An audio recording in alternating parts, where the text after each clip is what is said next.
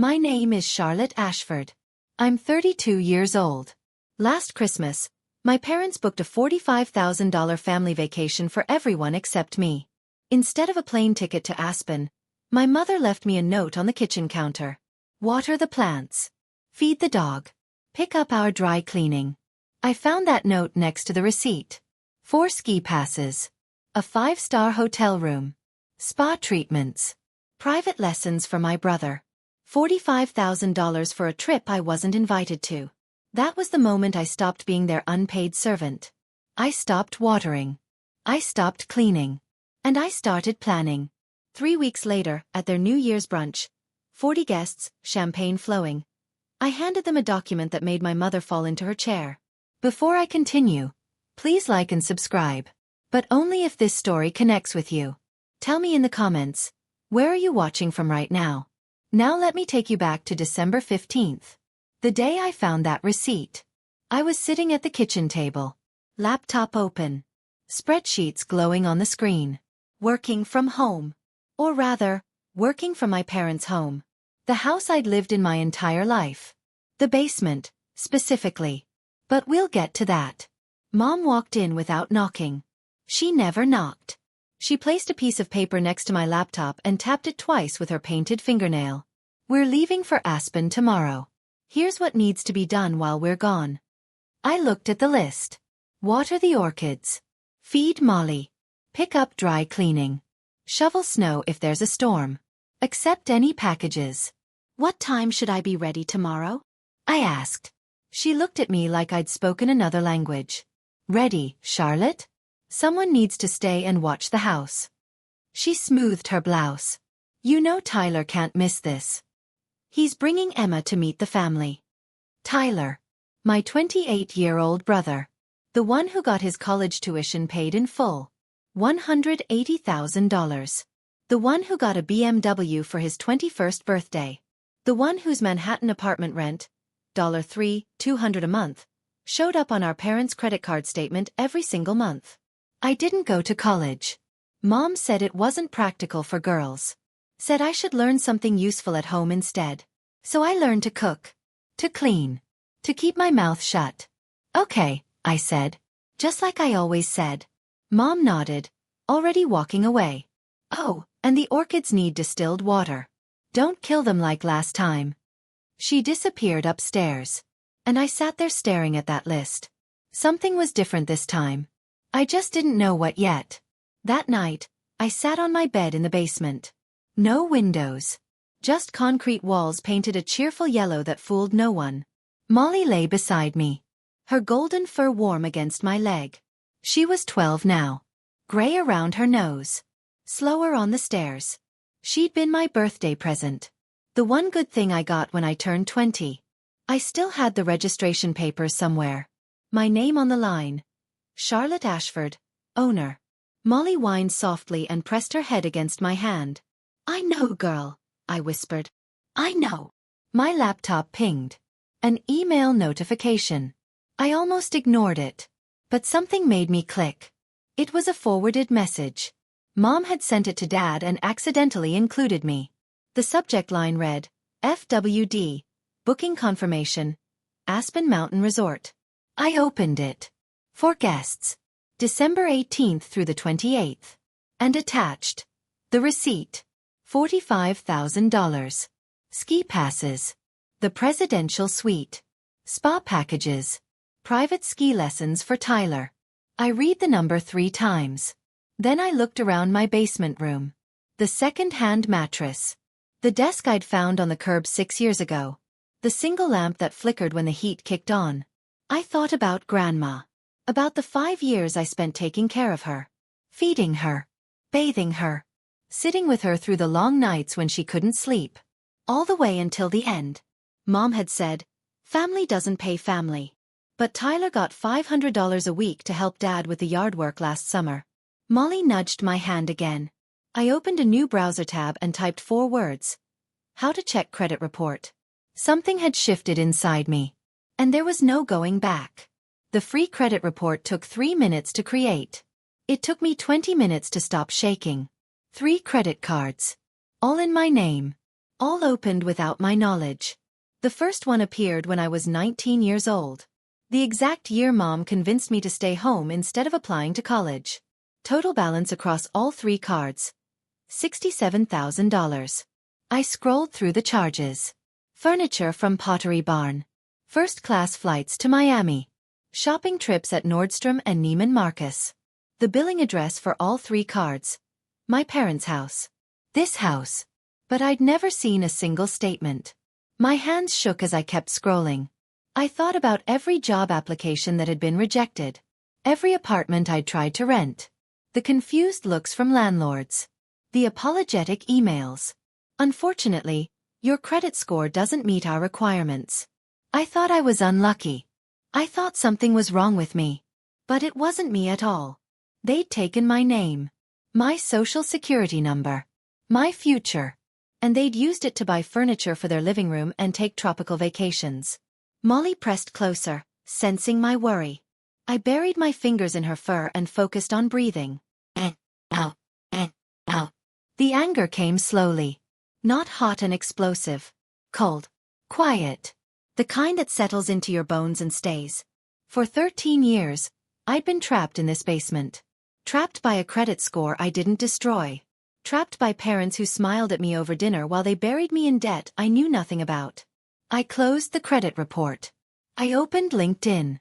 And I searched for a name I hadn't spoken in 8 years. Diane Okonkwo. My old college friend. The one who became a lawyer. I didn't sleep that night. Instead, I made a list. The accountant in me needed to see it all laid out in black and white. If I stay silent. 1. I live in this basement until my parents die. Maybe longer. 2. My credit score never gets better. I never get my own apartment. My own car loan. My own anything. 3. When Mom and Dad get old, I'll be expected to take care of them. Just like I took care of Grandma. No salary. No breaks. No thank you. 4. Molly is 12. She won't live forever. And when she's gone, I'll have nothing left that's truly mine. I stared at that list until my eyes burned. Then I looked at my phone. At the LinkedIn connection request I'd sent to Diane at 2 o'clock in the morning. The green dot next to her name appeared. Online. 3 dots. She was typing. My heart pounded. Her message appeared. Charlotte. Oh my God. It's been forever. I was just thinking about you last month. How are you? I typed back. I need legal advice. It's about my parents. Can we meet? The 3 dots again. A pause. Then. Tomorrow. Coffee. 10 a.m. I'll send you the address. And Charlotte. Whatever it is, we'll figure it out. Molly lifted her head and looked at me. Her tail wagged once. Twice. Like she knew. 2 more weeks, girl, I whispered. That's how long they'll be gone. 2 weeks to figure out what comes next. She put her head back down on my lap. Outside my tiny basement window, the first snowflakes of December began to fall. I didn't know what I was going to do yet. But I knew I was done being invisible. The next morning was chaos. I stood at the bottom of the stairs and watched the show. Designer luggage in the front hallway. Garment bags. Ski equipment that cost more than I made in 3 months. Tyler bounced down the stairs, phone in hand. Aspen, baby. He was filming himself. Didn't even look at me. His girlfriend, Emma, followed. She was new. 3 months, maybe 4. Pretty. Quiet. She caught my eye and hesitated. Are you sure you can't come? Before I could answer, Mom swept between us. Charlotte loves staying home. Her voice was bright. Cheerful. The voice she used for company. She's not really a ski person anyway. I've never been skiing, I said. Exactly. Mom adjusted her cashmere scarf. You wouldn't enjoy it. Dad appeared from his study. The car's here. Let's go. No one hugged me goodbye. No one said they'd miss me. Mom just pointed at the counter where the list sat. Don't forget the dry cleaning. And shovel if it snows. The door opened. Cold air rushed in. They filed out one by one. Tyler still filming. Emma glancing back with something like guilt. Dad checking his watch. Mom paused at the doorway. Oh, and water the orchids twice. They're expensive. Then she was gone. The door clicked shut. The house fell silent. Just me and Molly. I stood there for a full minute staring at the closed door. The orchids sat on the windowsill, delicate and demanding, waiting for water I wasn't going to give them. My phone buzzed. Diane. See you at 10. The coffee shop on Main Street. I looked into what you mentioned. Charlotte, we really need to talk. I grabbed my coat and my car keys. The orchids could wait forever if necessary. Diane hadn't changed much. Same warm smile. Same sharp eyes that missed nothing. She was already at a corner table when I arrived. 2 coffees waiting. She stood and hugged me tight. 8 years, she said. 8 years. And you look exactly the same. We sat. She slid my coffee toward me. And then pulled out a folder. I ran a basic check after your message. Her voice dropped. Charlotte, what I found. She opened the folder. My credit report. Highlighted in yellow. This is identity theft. She looked at me steadily. These cards were opened without your permission. This is a federal crime. My throat tightened. But they're my parents. That doesn't make it legal. She explained my options. I could file a police report, press charges, sue for damages. But I shook my head. I don't want them in prison. I wrapped my hands around the warm cup. I just want them to see me, to admit what they've done. Diane studied me for a long moment. Then we do this differently. She pulled out a legal pad. You told me you took care of your grandmother for 5 years. Full-time care, right? Did your mother ever put anything in writing about paying you back? I thought back. The endless nights. The bedpans. The medications. Mom promising it would all be worth it. There's an email, I said slowly. She said she'd make it up to me when Grandma got better. Grandma never got better. No, she didn't. Diane nodded, writing quickly. That email could be considered a written promise. And Charlotte. She looked up. Have you ever heard of a mechanic's lien? I shook my head. Then let me explain how we're going to get you seen. 2 days later, I sat in a cramped office across from Marcus Smith. He was a CPA who specialized in family financial disputes. Diane's referral. Gray-haired. Glasses. The kind of man who'd seen everything and judged nothing. A stack of papers sat between us. Let's calculate what you're owed, he said. Pen ready. We started with the housework. 20 years of cooking, cleaning, laundry. 15 hours a week. 52 weeks a year. At $18 an hour, the average housekeeper rate. He wrote the number. $280,800. Then Grandma. 5 years of full-time caregiving. 40 hours a week minimum. $20 an hour. Another number. $208,000. Now we subtract fair market value for room and board, he said. Even in a basement. He calculated. Wrote a final figure. We deduct about $102,000. He circled the bottom line. Your total. $386,800. I stared at the number. That can't be right. It's actually low. He adjusted his glasses. I didn't include overtime, holiday work, or the emotional work of end-of-life care. Diane leaned forward. And that's before the $67,000 in credit card debt. Marcus flipped to another page. Speaking of which, I found something else. One of those cards is still active. Someone made a purchase 3 weeks ago. A spa treatment in Miami. I felt the floor tilt. They're still using it. Still using you. Marcus closed the folder. Charlotte, your parents didn't just take advantage of your past. They're taking advantage of your present. Diane touched my arm. We can stop this. We can make them see. But only if you're ready. I thought about the orchids dying on the windowsill. I thought about Molly waiting for me at home. I'm ready. That night, I went hunting. Not for evidence. For proof. I pulled out the cardboard box I kept under my bed. The one labeled, Charlotte Stuff, in faded marker. Everything I owned that mattered fit inside it. First, I found Molly's papers. The registration certificate from the county. Her name. My name. Our address. Owner. Charlotte Ashford. I photographed it.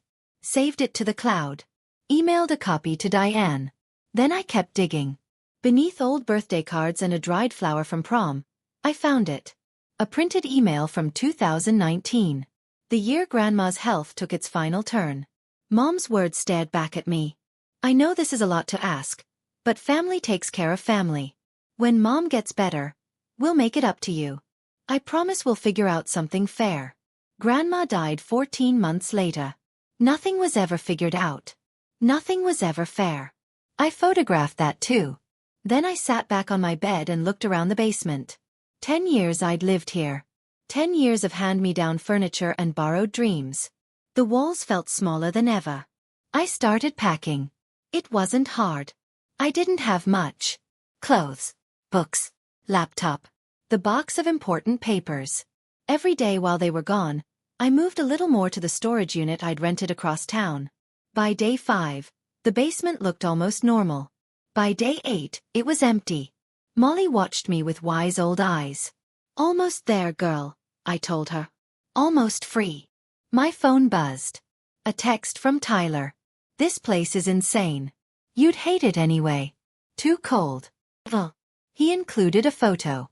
The 4 of them on a ski lift. Mountains behind them. Matching white jackets. I didn't reply.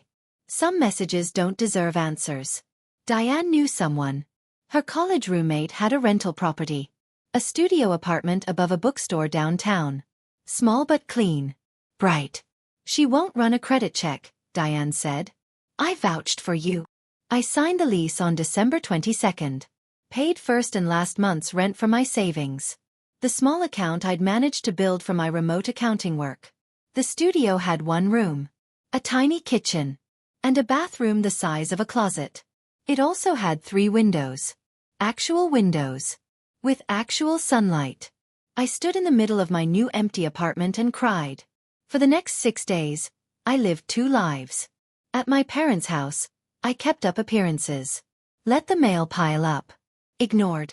The orchids. But I did not ignore Molly. Every morning she ate. Every evening she walked. She was mine.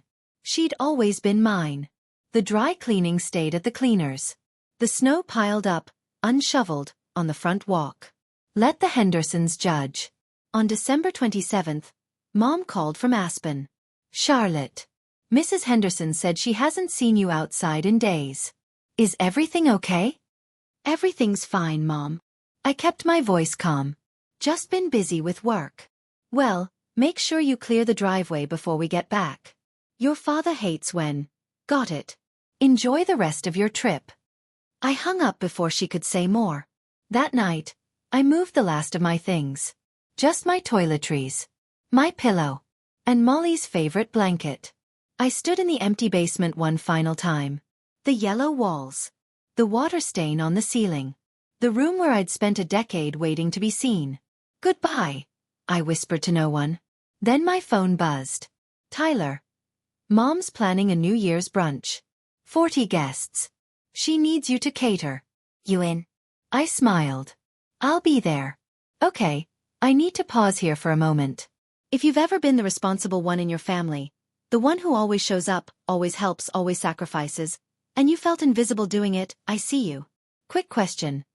What would you do if you discovered your parents had been using your identity for over a decade? Drop your answer in the comments. I read every single one. And if you want to see how this plays out at that New Year's brunch, keep watching. December 28th. 3 in the afternoon. I watched from across the street as the black SUV pulled into the driveway. The doors opened. Tan faces. Tired smiles. Expensive ski gear. They were home. I walked up the front path. Timing my arrival perfectly. Casual. Like I just stepped out for air. Mom spotted me first. Charlotte, why are you standing outside? It's freezing. Just getting some fresh air. Tyler pushed past without a word, dragging his luggage upstairs. Dad nodded once and disappeared into his study. Same as always. Same as ever. Mom walked inside and stopped. She stared at the orchids on the windowsill. Brown. Wilted. Definitely dead. Charlotte. Her voice sharpened. What happened to my orchids? I didn't water them. You. She turned to face me. And the dry cleaning. Please tell me you picked it up. I didn't. The silence stretched between us like a wire about to snap. I asked you to do 3 things. 3 simple things. I was busy. Her mouth opened. Closed. Opened again. Before she could say what was building behind her eyes, Dad's voice echoed from the study. Linda, where's the Amex statement? I need to check something. She shot me a look that promised this wasn't over. We'll talk about this later. She swept past me toward the study. I let out a breath. Then I walked downstairs to the basement. Just to see. Empty. Clean. No trace of me except the yellow walls and the faint smell of cleaning solution. Mom hadn't noticed. She hadn't even looked. Upstairs, Molly's nails clicked on the hardwood floor. She found me at the basement door and pressed her head against my leg. 2 days, I thought. 2 more days until the brunch. Then they would finally see. December 30th. Mom called me into the living room like a general calling a soldier. She held a clipboard. 2 pages. Her handwriting in perfect cursive. New Year's brunch. 40 guests. Here's the menu. I took the pages. Eggs Benedict. Smoked salmon on bagels. 3 types of quiche. Fresh fruit displays. Mimosa bar. Homemade pastries. You want me to cook for 40 people? I kept my voice even. By myself. What else do you have to do? She didn't even look up. You work from home. From the study, Dad's voice carried. Your mother and I are hosting important people. Colleagues. The Hendersons. The Morgans. This needs to be perfect, Charlotte. I thought this was a family brunch. Mom smiled. The patient smile she used when explaining something obvious to a child. It is family. And your family. Family helps. Footsteps on the stairs. Tyler appeared, phone in hand. Hey, Mom. Can Charlotte make those little quiche things? Emma loves those. Mom brightened. Of course, sweetie. She turned to me. Add mini quiches to the list. The spinach ones. And maybe those bacon-wrapped dates. Tyler was already walking away. Those were good last time. Charlotte, write that down. I stood there holding the clipboard. 2 pages of demands. 40 people to feed. A kitchen to run single-handedly. What time do you need everything ready? Guests arrive at 10 o'clock, so you should start prep around 5 a.m. Mom checked her phone. I have a hair appointment at 8, so I won't be able to help. You understand? I understood perfectly. I'll be here, I said. She patted my shoulder like I was an obedient dog. I knew I could count on you. She walked away. And I smiled at her back. 40 guests. Perfect. I wanted witnesses. New Year's Eve. 11 at night. I stood alone in the kitchen, surrounded by grocery bags I had no intention of unpacking. Eggs. Salmon. Champagne. Mom had spared no expense on ingredients I wouldn't be cooking. The kitchen door swung open. Emma walked in. Hesitant. Charlotte, can I help with anything? She was trying. I could see that. 3 months with Tyler and she still hadn't figured out the rules. Before I could answer, Mom appeared behind her. Emma, sweetie, you're a guest. The warmth in her voice was almost convincing. Don't worry about the kitchen. Charlotte has it all under control. She put her arm around Emma's shoulders and guided her away. But not before turning to look at me. Oh, and Charlotte, wear something appropriate tomorrow. Her eyes swept over my sweater. That's fine for down here, but we have company coming. Dad passed through, heading for the liquor cabinet. Food ready by 10 o'clock. The Hendersons are always on time. Will Aunt Patricia be there? I asked. Mom's face flickered. Just for a moment. Yes, unfortunately. She examined a champagne bottle. Just ignore whatever she says. You know how she is. How she is. Dramatic. always stirring up trouble. I thought about Aunt Patricia, Dad's sister. The one who'd always looked at me with worried eyes at family gatherings. The only one who'd ever asked, "Are you okay, honey? You seem tired." "I'll keep that in mind," I said. Mom nodded satisfied and swept out with Emma in tow. I looked at the clock. 12 more hours. The manila envelope was already in my car. The paperwork signed. The lien filed. All that remained was the delivery. I turned off the kitchen light and went to spend one last night in my new apartment. Molly was waiting. January 1st. 8 in the morning. I wasn't there when Mom came downstairs expecting to find me at the stove. But I heard about it later from Aunt Patricia. Mom walked into the kitchen. Empty. Cold. No food prep. No Charlotte. She called my name. Then called it louder. Then screamed it. She ran to the basement. Threw open the door. Nothing. No bed. No desk. No clothes. Just bare walls and the echo of her own voice. Molly was gone too. Mom's panic was immediate. She called Dad. Called Tyler. Called my phone 16 times. I didn't answer. By 9:30, Mom had ordered emergency catering from the most expensive restaurant in town. Triple the price for holiday rates. She was setting out store-bought pastries when the doorbell rang. Aunt Patricia. An hour early. I thought I'd help set up. She told me later what she saw. Linda's hands shaking. Richard pacing by the window. Tyler asking, "Should we cancel?" "We're not canceling anything." Mom hissed. "I've spent weeks planning this. Charlotte is just being dramatic. She'll show up." Guests began arriving at 10 o'clock. The Hendersons. The Morgans. Colleagues. Old friends. 40 people filling the living room with small talk and champagne. Someone asked about me. "Where's Charlotte? I've heard so much about her." Mom's smile didn't waver. "She's not feeling well. Resting upstairs." It was 10:45 when the doorbell rang again. Dad frowned. "We're not expecting anyone else." He opened the door.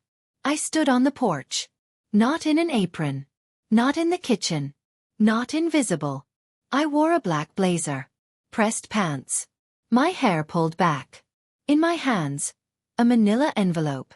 And beside me, tail wagging, was Molly. "Hello, Dad." My voice was steady. "I'm here for the brunch." The room went quiet. 40 pairs of eyes turned toward the door. Toward me.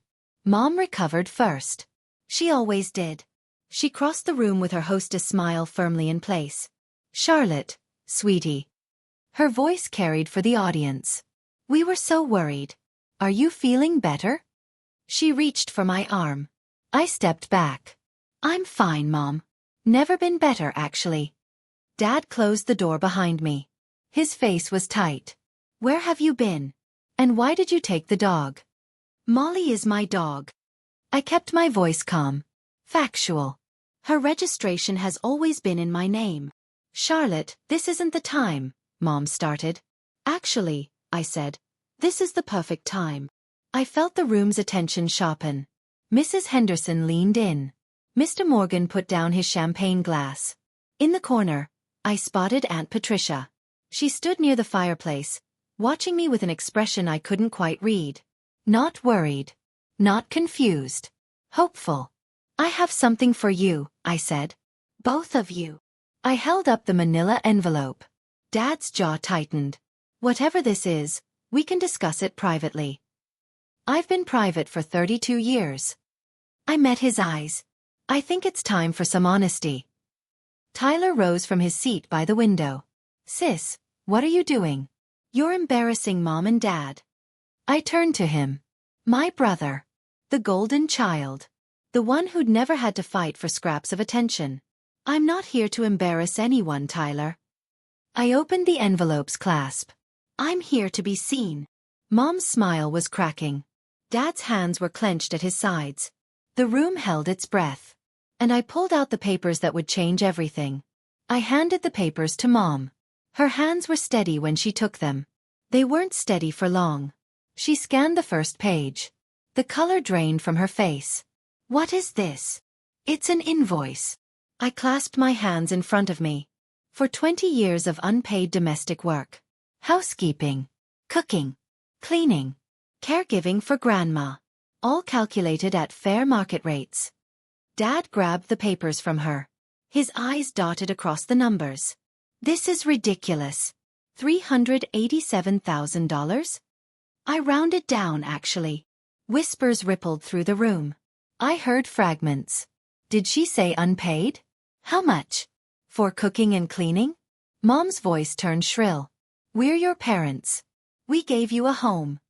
You gave me a basement. I didn't raise my voice. I didn't need to. No windows. For 10 years. Dad was still reading. This is absurd. We'll never pay. Turn to page 3. His face changed. Whatever he saw there made him go pale. You put a lien on our house? The whispers became murmurs. Someone gasped. A mechanic's lien, I confirmed. For services given. I have documentation. Including an email from you, Mom, promising to pay me back for taking care of Grandma. Mom clutched the arm of a chair. That wasn't, I didn't mean. You never do. I nodded toward the papers. Page 4. Dad turned the page. Mom read over his shoulder. And then she sat down hard. That's my credit report, I said loudly enough for everyone to hear. Showing 3 credit cards opened in my name without my permission. $67,000 in debt I knew nothing about.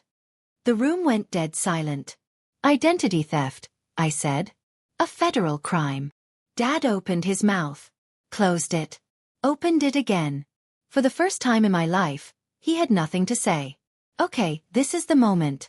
Charlotte is standing in front of 40 people about to see the consequences of her 20-year silence finally hit her parents. If you're on the edge of your seat right now, hit that like button. It really helps. And I'm curious. Do you think what Charlotte's about to hear is the apology she deserves, or will her parents double down? Let me know in the comments. Now, back to the brunch. The silence broke when Aunt Patricia stepped forward. Her heels clicked against the hardwood floor. Every head turned to follow her. Charlotte is telling the truth. Mom's head snapped up. Patricia, stay out of this. I've stayed out of it for 20 years. Patricia's voice didn't waver. I watched you treat this girl like a servant, Linda.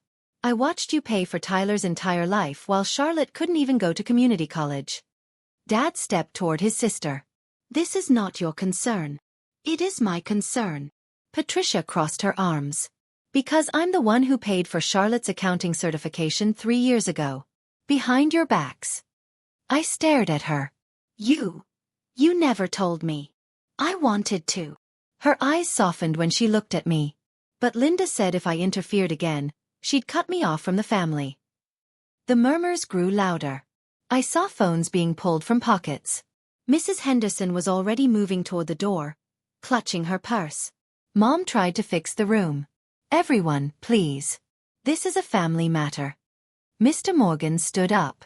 Richard, I think we should go. This seems personal.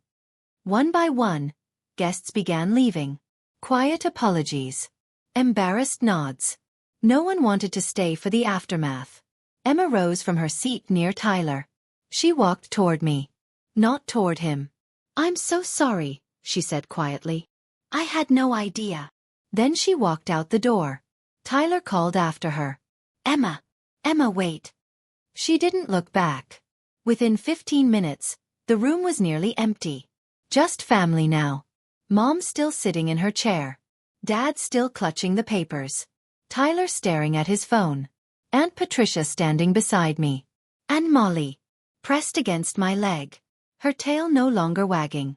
The reckoning had begun. The front door closed behind the last guest. The silence that followed was deafening. Mom finally spoke. Her voice cracked. How could you do this to us? In front of everyone? I looked at her. Really looked at the mascara starting to run. At the careful mask crumbling. How could you do this to me for 20 years? Dad threw the papers onto the coffee table. We raised you. We gave you a roof over your head. Food. Clothing. Everything. A roof over a basement. Hand-me-downs from cousins. And I cooked most of that food myself. I didn't blink. while you were using my social security number to pay for your lifestyle. That was for emergencies, Mom started. Spa treatments in Miami. I cut her off. That was 3 weeks ago, while you were in Aspen. She flinched. Tyler finally looked up from his phone. I didn't know about the credit cards. I swear. I believe you. I turned to him. But you knew about everything else. You knew I stayed home while you went to college. You knew I took care of Grandma while you visited once a month. You knew I was living in a basement while you had a 2-bedroom in Manhattan. He dropped his eyes. No denial. No defense. I picked up Molly's leash from where I'd set it by the door. I'm not asking for the money, I said. I never expected you to actually pay $400,000. Mom looked up. A glimmer of hope. But I am asking for acknowledgement. For you to see me. To see what you've done. I clicked the leash onto Molly's collar. And even if you never do, I'm done waiting. I turned toward the door. Charlotte. Dad's voice was warning. Mom stood up. Unsteady. Home? What do you mean, home? This is your home. I almost laughed. Almost. This was never my home. This was where I worked for free for 20 years. I opened the front door. Cold January air rushed in. Wait. Mom's voice got higher. You can't just leave. What about? What about the lien? You can't expect us to actually... The lien stays, I kept my hand on the doorknob, until the credit card debt is paid off. $67,000. You have 90 days. Dad stepped forward. And if we refuse? Then the lien stays on your property. You won't be able to sell. Won't be able to refinance. I shrugged. That's how liens work. I'm sure you know that, Dad. You worked at a bank for 30 years. His face got red. This is blackmail. This is accountability. I met his glare without flinching. Something you've avoided your entire life. Aunt Patricia moved to stand beside me. I'll walk you out, honey. Patricia, if you leave with her. Mom's voice held a warning. You'll what, Linda? Patricia's smile was tired but real. Cut me off? I think I'll survive. We stepped outside together. Molly trotted between us, tail wagging again. Behind us, I heard Tyler's voice. What are we going to do? And Mom's response, harsh and brittle. We'll fix this. We always fix things. But she couldn't fix this. Not the debt. Not the witnesses. Not the years of silence finally broken. At my car, Patricia hugged me. I'm proud of you. I should have said something years ago. You're saying it now. I hugged her back. That's what matters. I loaded Molly into the back seat, started the engine, and drove toward my apartment with windows, toward the rest of my life. 1 week later, I sat in my studio apartment, sunlight streaming through all 3 windows. Molly lay in her favorite spot, the patch of carpet where the afternoon light pulled warmest. My phone buzzed. Diane. Have you seen the neighborhood Facebook group? I hadn't. I'd been avoiding social media. But curiosity won. Someone had posted about the incident at the Ashford house. No names, but everyone knew. I scrolled through the comments. I always thought something was off about that family. Poor girl. She was always so quiet whenever I saw her. I heard the parents opened credit cards in her name. That's illegal. No wonder she never moved out. They trapped her. I closed the app. There was no satisfaction in it. Just a hollow ache. Another notification. A number I didn't recognize. Charlotte, this is Emma. I broke up with Tyler. I stared at the screen. He tried to defend your parents. Said you were being dramatic. That you'd always been jealous. I couldn't be with someone who thinks that way. A pause. 3 dots. I'm sorry I didn't see it sooner. If you ever need a friend, I'm here. I read the message twice. 3 times. I didn't reply. Not yet. But I saved her number. Molly lifted her head, looked at me, and sighed contentedly. I know, girl, I murmured. We're okay. My phone buzzed again. This time, an email from Richard Ashford. Subject: We need to talk. I didn't open it. Not today. Instead, I made myself a cup of tea, sat by the window, and watched the winter sun sink behind the buildings. I hadn't destroyed them. That was never the point. I just wanted to be free. And for the first time I agreed to meet Dad a week later. Neutral ground. A coffee shop downtown. Diane's advice. Public space, keep it short, don't give anything away. He was already there when I arrived. Sitting in a corner booth. Looking older than I remembered. Charlotte. He half rose, then sat back down when I didn't move to hug him. I slid into the opposite seat. You wanted to talk. Your mother is devastated. I waited. She hasn't slept. Won't eat. The neighbors keep asking questions. Is she devastated about what happened? Or about what people think? He didn't answer. That was answer enough. We'll pay off the credit cards. He finally said. Your mother's already arranging the transfer. Good. But the lien. He leaned forward. That goes too far, Charlotte. We're your parents. Parents who used my social security number when I was 19. Parents who let me believe I was worthless for a decade. I kept my voice level. Parents who took a $45,000 vacation and left me a chore list. He flinched. We thought you were happy. You never complained. Because every time I tried, you made me feel guilty. I repeated his own words back to him. After everything we've done for you, what exactly did you do for me? He stared at his coffee. Silent. I stood up. The lien stays until the debt is cleared. After that, I'll have it removed. Wait. His voice cracked. Your mother wants to see you. I paused. I know, I said. But I'm not ready. Maybe I never will be. I walked out. Didn't look back. The January wind was cold on my face. But the sun was bright. And for the first time in 32 years, I could breathe. 2 months passed. The notification arrived on a Tuesday. A deposit into my bank account. $67,000. I called Diane. They paid it. All of it. All of it. She was quiet for a moment. How do you feel? I looked out the window. Sun on snow. Molly snoring on her bed. Relieved. Sad. Both. The consequences rippled outward. I heard about them from Aunt Patricia during our weekly dinners.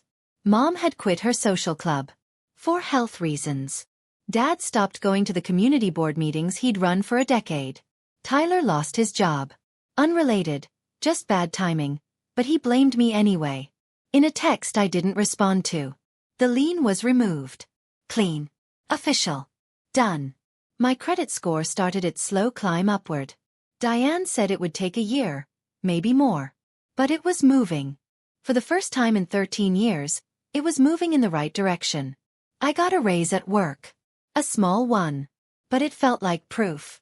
Aunt Patricia brought me a plant for my windowsill. A jade succulent. These are impossible to kill, she said. Even for people with black thumbs. We laughed. It felt good to laugh. One evening, my phone buzzed. A text from Tyler. I'm sorry for everything. Can we talk sometime? I stared at the message. At the tiny crack in the wall he'd spent years building. I typed back. Not yet. But maybe someday. When you're ready to actually listen. He responded with a single word. Okay. Progress. Tiny maybe. But real. Molly lifted her head and looked at me with those wise old eyes. We're getting there, girl, I told her. She wagged her tail once. We were getting there. 6 months after the brunch, I'd upgraded to a larger apartment. Same building. Same landlord who believed in me before my credit score did. This one had a balcony. Molly and I sat there on summer evenings, watching the sun set behind the city skyline. She was slower now. More gray around her nose. But content. The letters from Mom kept coming. 1 a week. Sometimes 2. I read them all. I don't understand why you're doing this. We miss you so much. When are you coming home? Why won't you answer us? Not once. Not in 6 months of letters. Not a single I'm sorry. Not a single admission that she'd done anything wrong. I folded each letter. Stored them in a box I kept in my closet. Evidence, maybe. Or just proof that I wasn't imagining things. Aunt Patricia visited every weekend. We cooked dinner together. She told me stories about my mother as a young woman. Before the bitterness set in. Your grandmother compared us constantly, Patricia told me once. Linda was never thin enough. Never smart enough. Never good enough. That doesn't excuse what she did. No. Patricia's eyes were sad. It doesn't. But it explains it. I thought about that a lot. About how hurt people. About how my mother's wounds became my wounds. I understood now. But understanding isn't forgiveness. And forgiveness isn't a requirement for healing. Molly pressed her head against my knee. I know, girl. I scratched behind her ears. I know. Some nights I still dreamed about the basement. The yellow walls. The water stain on the ceiling. The feeling of being trapped. Then I woke up to sunlight. To windows. To a life that was finally fully mine. The knock came on a Sunday afternoon. I opened the door expecting a package. Instead, I found Tyler. He looked different. Thinner. Tired. A beard he hadn't had 6 months ago. I didn't know where you lived, he said. Patricia gave me the address. I hope that's okay. I stepped aside. Come in. He walked past me, taking in the apartment. The sunlight. The plants on the windowsill. Molly lifted her head, tail wagging. And he crouched to pet her. This is nice, he said. Really nice. It's mine. He nodded. Straightened. Shoved his hands in his pockets. I wasn't jerk. The words came out rough. My whole life. I didn't see it because it was easier not to see it. I know. Mom and Dad want me to convince you to come back. To make peace. I waited. I told them no. He met my eyes. I told them they need to apologize first. Really apologize. Not their version of it. The real thing. Something loosened in my chest. Something I hadn't realized I'd been holding. Thank you, Tyler. That means something. He moved toward the door. Paused. I'm trying to be better. It's hard. I know. I offered him a small smile. But you're trying. That's more than they ever did. He left. I watched him walk down the hallway. My brother. A stranger I was maybe slowly getting to know. I closed the door. Molly trotted over and pressed herself against my legs. I knelt down and wrapped my arms around her. Felt her warmth. Her heartbeat. 12 years of unconditional love. We made it, girl, I whispered. We're finally home. Outside my window, the summer sun poured in. I didn't burn bridges. I just stopped building them for people who never met me halfway. If you've made it this far, thank you. Truly. Here are a few things I learned from my experience. 1.